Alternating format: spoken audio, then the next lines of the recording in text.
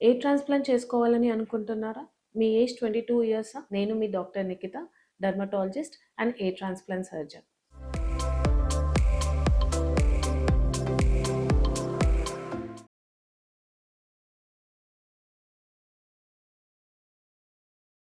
నేను ఓపీడీలో చాలా కామన్‌గా ఫేస్ చేసే క్వెషన్, డాక్టర్ నా ఏజ్ 22 ఇయర్సే.